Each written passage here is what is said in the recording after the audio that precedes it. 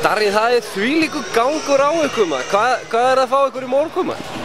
Ég fekk mér bara hafragrautinn, ég veit ekki hvað hinni fekku en það mjög stígandi í þessu, okkur líður bara betur og betur og hann Joey, nýji kaninn, bara alveg heldur flottur, þannig að okkur líður bara vel. Já, innleiðingin á honum, hún hefði nú ekki getað gengið betur, þetta var bara fullkomið. Já, hann búinn að smella inn í þetta lið eins og hann hefði búinn að vera í Þorlákshöfn alla tíð.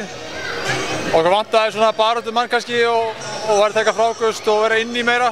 Já, því að þú ert ekki að berjast nóg. Nei, ég svo latur sko, þannig að það er fínt að fá einn. En ég meina, hann bara smeltpassa inn í lið, það er bara frábært. En þið ekki tveimnir við að drita þristum og fá villur hérna, saman hvort þið eru heima eða úti, hvergi feimni? Nei, ég meina við spilum bara aggressíva vörn og það kostar stundum villur og villuvandræði. Og ég meina, vorum við bara í villuvandræðum, en það kostar að spila svona alveg vörn, það bara verður að fórna því. Er það að koma þér á óvart hvað KR-ingar eru ekki að mæta ykkur nógu sterkt?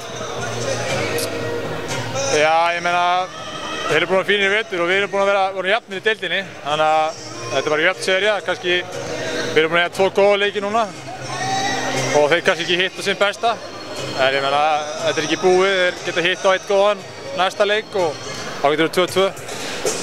Já, ef KR-ingar vinn ekki næsta leik þá eru þeir farnir í sumarfrí, þannig að hvernig áttu von á þeim í höfninni? Ég ætla að vona þeim brjáluðum og bara lemjandi á okkur og bara dýri vitlausa. Ég meina, þetta er bara sumarfrí eða að halda áfram með þeim, þannig að ég meina þeirra allt eða ekkert til þeim, þannig að ég trúi ekki öðru en þeir koma hérna klikkaðar í Þorlákshöfn.